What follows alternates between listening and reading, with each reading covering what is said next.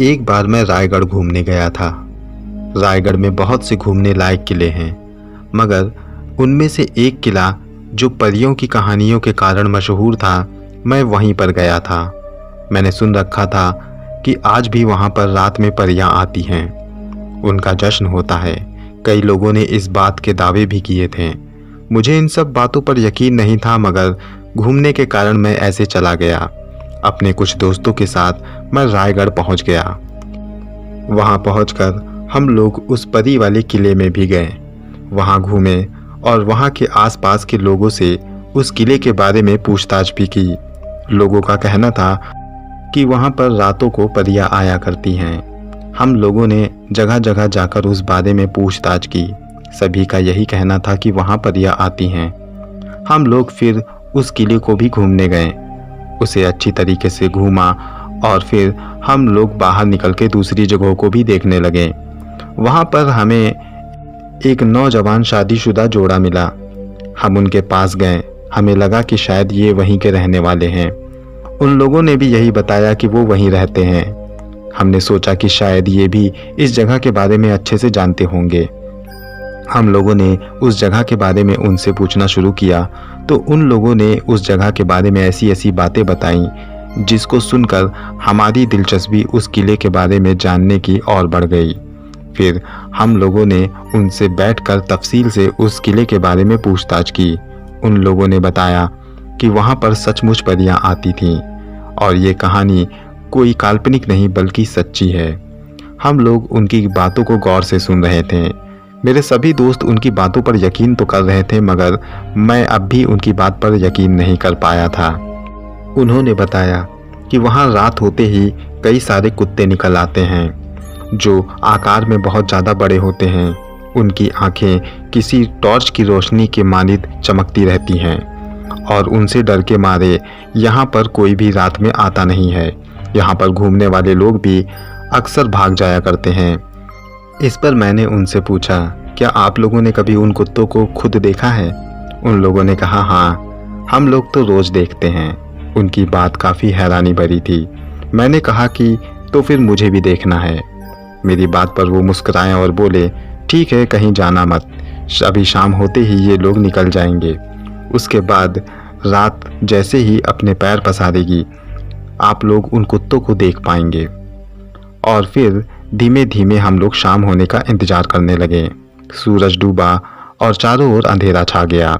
सूरज डूबने से पहले ही वहाँ पर आए हुए घूमने वाले लोग वहाँ से जा चुके थे और फिर वो दोनों लोग हमें एक ऊंची पहाड़ी नुमा जगह पर ले गए जहाँ से नीचे के कुछ ध्वस्त किले दिखाई देते थे। उन दोनों ने हमसे कहा, अब चुपचाप यहीं पर बैठ जाओ और देखो। हम लोग वहाँ पर बैठ गए और फिर जो नज़ारा हमने देखा उससे हमें अपनी आंखों पर यकीन नहीं हुआ। वहाँ पर सचमुच हजारों की तादाद में कई सारे कुत्ते निकल आए थे जिनकी आंखों की रोशनी उस जगह को जगमग कर रही थी। वो कुत्ते आकार में किसी भैंस के बराबर थे। ये सब देखकर हम लोग खौफजदा हो गए। हम काफ़ी डरने लगे थे। उन दोनों ने कहा, घबराओ नहीं, ये लोग कुछ नहीं करेंगे। फिर कुछ देर के बाद वो कुत्ते आसपास के इलाकों में फैल गए। हम लोगों ने उनसे कहा, आखिर ये सब है क्या और क्यों है? इस पर उन दोनों ने कहा, इन सब चीज़ों के पीछे एक कहानी है, कहो तो सुनाऊं। हम लोग बैठ गए। हमने कहा, हाँ, हम वो कहानी सुनना चाहते हैं। बस उन दोनों ने कहानी कहना शुरू किया।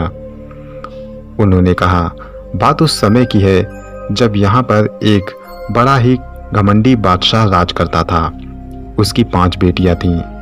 पांचों अपने पिता की तरह ही घमंडी थीं। वो लोग अपने राज्य पर ध्यान नहीं देते थे, बस अपने ही भोग विलास में लगे रहते थे। और इसी गांव में एक गरीब परिवार में एक जुबैदा नाम की लड़की रहती थी। वो एक गरीब किसान की बेटी थी, मगर काफ़ी होनहार थी। जुबैदा को कपड़े की बुनाई करना काफ़ी अच्छा लगता था, इसलिए जुबैदा के पिता ने उसे एक कपड़े की बुनाई सिखाने वाले विद्यालय में दाखिला दिलवा दिया। वहाँ पर वो कपड़े की बुनाई और उनके साज सज्जा के गुण सीखती थी। जुबैदा दिल लगाकर वो सब सीखने लगी, मगर कई बार प्रतियोगिताओं में जुबैदा असफल रही। इस कारण वहाँ के सीखने वाली लड़कियाँ जुबैदा को अक्सर ये कहा करती थीं कि कपड़ों की साज सज्जा उसके बस की बात नहीं है। कई बार उसे सिखाने वाली अध्यापिका भी उसे खरी खोटी सुना दिया करती थी, मगर अपने मन को मजबूत करते हुए जुबैदा अपने काम में लगी रहती थी। उसी दौरान बादशाह की 5 बेटियों को नए नए लिबास पहनने का शौक चढ़ आया, तो उन्होंने इस बात का जिक्र बादशाह से किया। बादशाह ने पूरे गांव में ये ढिंढोरा पिटवा दिया कि जो भी उनकी बेटियों के मुताबिक नए लिबास लाकर उन्हें देगा और उनकी बेटियां जिनके जिनके लिबास को पसंद करेंगी, बादशाह उन्हें कई सारी दौलत से नवाजेंगे। बस दौलत की बात सुनकर वहाँ के लोग जो कपड़े की बुनाई में माहिर थे, बादशाह की बेटियों के लिए कपड़े सिलने लग गए। इसी तरह जुबैदा के विद्यालय में भी सभी लोग कपड़ों की सिलाई करने लगे। जुबैदा भी दिल लगाकर नए तरह का लिबास बनाने की कोशिश करने लगी। समय बीता और सभी का लिबास बनकर तैयार हो गया। सभी बादशाह के दरबार में अपने अपने लिबास को लेकर पहुंच गए। बादशाह की बेटियों ने जुबैदा के लिबास को छोड़कर सभी के लिबास को पसंद कर लिया और जुबैदा को काफ़ी बेइज्जती से वहाँ से निकलवा दिया। ये बात जुबैदा को अच्छी नहीं लगी, मगर जुबैदा ने हार नहीं मानी। वो रोज़ नए नए तरह के कपड़े बुनने की कोशिश किया करती थी। समय बीतता गया और धीरे धीरे वो कपड़ों को बहुत अच्छी तरीके से बुनाई करने लगी। अब उसके विद्यालय में भी उसका समय पूरा हो गया था, मगर घर रहने के बावजूद वो कपड़े लाकर नए नए तरीके के कपड़े बनाया करती थी और कोशिश करती थी कि उसके कपड़े दूसरी दुकानों में जा सकें, मगर कोई भी उसके कपड़ों को नहीं खरीदता था। लोगों का मानना था कि बादशाह के यहाँ से वो इसलिए निकाली गई क्योंकि उसकी बुनाई अच्छी नहीं है। इसी कारण से लोग उसे अच्छा बुनकर नहीं मानते थे, मगर इन सब के बावजूद जुबैदा ने हार नहीं मानी। वो रोज़ नए नए तरह के कपड़े बनाने की कोशिश करती रही और फिर वो ढेर सारे कपड़े बनाने लगी। एक रोज़ उसने कुछ कपड़ों को बनाया और उसको रंग करके उसे सूखने के लिए अपने घर की छत पर डाल दिया और रात को वो सोने के लिए चली गई। सुबह जब वो कपड़ों को उठाने आई तो उसने देखा कि उसके कपड़े वहाँ से गायब थे।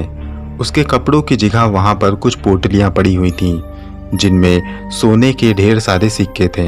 ये देखकर एक पल के लिए तो वो घबरा गई, लेकिन फिर वो सोने से भरी पोटलियाँ लेकर के नीचे आई। वो सोचने लगी कि आखिर ये सब किसने किया होगा। उसने उन पोटलियों को किनारे किया और फिर अपने कपड़े बुनने में लग गई, मगर उसका ध्यान बार बार इसी बात पर जा रहा था कि आखिर ऐसा कौन कर सकता है। उस रात भी उसने कपड़ों को सूखने के लिए अपनी छत पर डाल दिए और जब दूसरे दिन वो अपने कपड़ों को दोबारा उठाने गई तो उसने अपने कपड़ों को गायब पाया और उन कपड़ों की जगह उसने वहाँ पर सोने के सिक्कों से भरी कुछ पोटलियाँ पाईं। जितने कपड़े उतनी पोटलियाँ। ये सब देखकर वो थोड़ा सा डर गई। वो सोचने लगी कि आखिर ऐसा कौन करता है, और इस चीज़ को देखने के लिए उसने सोचा कि आज रात वो फिर कपड़ों को धुलेगी और उन पर नज़र रखेगी। उस रात भी उसने वैसा ही किया। कपड़ों को रंग करके अपनी छत पर उसे सूखने के लिए डाल दिया और खुद भी वहाँ पर छुपकर कपड़ों पर नज़र रखने लगी। रात हो गई तो उसने देखा कि आसमान से एक रोशनी उसके घर के छत की ओर चली आ रही थी। वो काफ़ी डर गई, लेकिन खुद को संभाले हुए बैठी रही। वो रोशनी धीरे धीरे उसके छत के जब करीब आई तो उसने देखा कि एक खूबसूरत सी लड़की आसमान से उड़ती हुई उसी रोशनी से निकल रही है और सीधा उसके छत पर आ गई। उसके साथ 2 लड़कियां और थीं जिनके पीठ पर पर निकले हुए थे। वो देखने में निहायत खूबसूरत थीं। ये सब देखकर जुबैदा हैरत में पड़ गई। उन लड़कियों ने उन कपड़ों को उठाया और उसे बड़े प्यार से देखने लगी। फिर सहेज कर उन कपड़ों को अपने पास रख लिया और जितने कपड़े थे उतनी ही पोटलियाँ जुबैदा की छत पर रख दिया और जाते जाते कहने लगी, हमसे डरने की ज़रूरत नहीं, इन पोटलियों को उठाओ, ये तुम्हारा हक है। ये सुनकर जुबैदा थोड़ा सा डर गई। उन लोगों ने फिर कहा, हमसे डरने की ज़रूरत नहीं है, तुम निकल आओ। जुबैदा निकलकर उनके सामने आई। वो थोड़ी डरी हुई थी।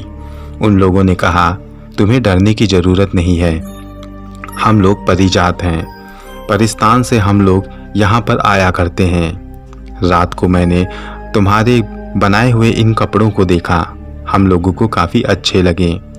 तुम इसी तरह से मेरे कपड़ों को बनाया करो, मैं रोज़ तुमसे इन्हें खरीद कर ले जाऊंगी। मेरे परिस्तान में सभी परियों को तुम्हारे बनाए हुए इस तरीके के लिबास पसंद आए हैं। इस बात का जिक्र तुम किसी और से मत करना। जुबैदा को अपनी आंखों पर यकीन ना हुआ, मगर ये सब कुछ सच था। ये कहकर वो सब परियां वहाँ से उड़कर गायब हो गईं। जुबैदा उन पोटलियों को लेकर के नीचे आ गई और फिर दूसरे दिन नए नए तरीके के कपड़े बनाने लगी और रोज उन्हें छत पर डालने लगी। वो परियां आती, कपड़ा खरीदती और जुबैदा को अच्छी खासी रकम देकर चली जाती।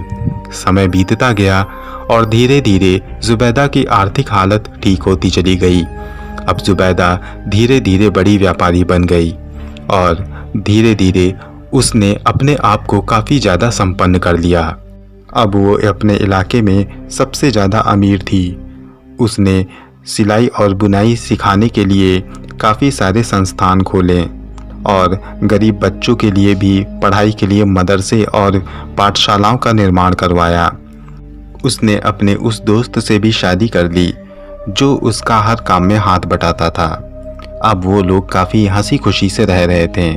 जुबैदा के पास धीरे धीरे इतनी दौलत आ चुकी थी कि वो अपने बादशाह से भी ज़्यादा अमीर हो गई थी, मगर उसे अपनी दौलत पे जरा सा भी घमंड ना था।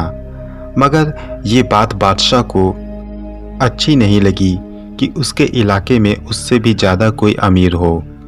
उसने एक बार जुबैदा को अपने महल में बुलवाया और उससे इस बात का राज जानने की कोशिश की कि आखिर वो इतनी अमीर कैसे हो गई।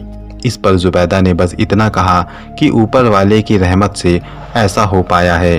उसने मेहनत की और अपने कपड़ों को बेचा। ये सुनकर बादशाह को उसकी बातों पर यकीन तो नहीं हुआ, मगर बादशाह ने उसे वहाँ से जाने को कह दिया। फिर वो बैठकर रात भर यही सोचता रहा कि आखिर वो दिन पर दिन इस तरह से तो अमीर नहीं हो सकती। फिर उसने फैसला किया। उसने अपने वजीर को बुलवाया और कहा कि वो जुबैदा के घर पर हमला कर दे और उसकी सारी संपत्ति को अपने कब्जे में कर ले। इस तरह से बादशाह उस इलाके का सबसे अमीर आदमी ही रहेगा।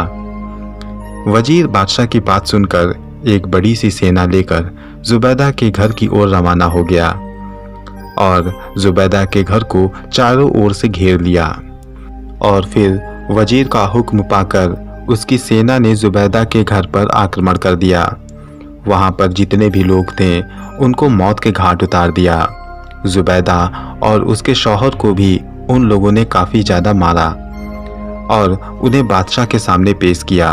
बादशाह ने जुबैदा से कहा, जुबैदा एक बार मुझे फिर बता दो कि तुम इतनी सारी दौलत कहाँ से ला रही हो, ज़रूर तुमने कोई खजाना पा लिया है।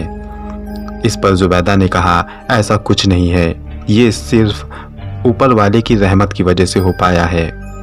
इस पर बादशाह का गुस्सा 7वें आसमान पर चढ़ गया और उसने अपनी शमशीर दोनों के सीने में उतार दी और इस तरह से जुबैदा और उनके शौहर का अंत हो गया। उन दोनों की लाशों को बादशाह ने अपने इलाके से दूर फेंकवा दिया ताकि उनकी लाशें जंगली जानवर खा जाएं। ये सारा नज़ारा वो परियां परिस्तान से देख रही थीं। रात के वक्त वो जुबैदा और उसके शौहर के लाश के पास आईं। उन्होंने अपने तिलस्म से उन दोनों को वापस जिंदा कर दिया और बादशाह और उसके सिपाहियों को ये बद्दुआ दी कि वो उसी रात में जानवर बन जाएंगे। और हुआ भी ऐसा। उस रात अचानक से लोग अजीब अजीब सी हरकतें करने लगे और धीरे धीरे उनकी शक्लें कुत्तों में तब्दील हो गईं। ये वही कुत्ते थे जो तुम लोगों ने अभी देखे थे। इस पर मैंने उनसे कहा, और उनका क्या हुआ, जुबैदा और उनके शौहर का? इस पर वो दोनों एक दूसरे को देखते हुए हमसे कहने लगे। उन दोनों को उन परियों ने अपने परिस्तान में जगह दे दी थी। कहा जाता है कि वो लोग अब यहाँ पर आया करते हैं। वो रात भर इसी इलाके में घूमा करते हैं और सुबह होते ही यहाँ से चले जाया करते हैं। बस यही था जुबैदा और उस परी का किस्सा। उनकी बात पर सभी को यकीन हुआ, लेकिन मुझे फिर भी यकीन ना हुआ। मैं वहाँ से उठ गया। मैंने कहा ठीक है, अब मैं चलता हूँ। हमारे साथ हमारे दोस्त भी चलने को तैयार हो गए। हम लोग अब वहाँ से अपनी गाड़ियों की ओर बढ़ने लगे। हमने उन्हें आगे तक लिफ्ट देने को कहा, मगर उन्होंने कहा नहीं, हमारा रास्ता दूसरी तरफ से है और वैसे भी हम इसी इलाके के पास रहते हैं। उनकी बात सुनकर हम लोगों ने उनसे विदा ली और हम लोग अपनी गाड़ी की ओर आने लगे। अपनी गाड़ी की ओर आते वक्त मैंने एक बार फिर उन्हें पलट कर देखा तो मैं हैरत से भर गया। इस बार उनके लिबास बदल चुके थे और वो धीरे धीरे हवा में बुलंद हो रहे थे।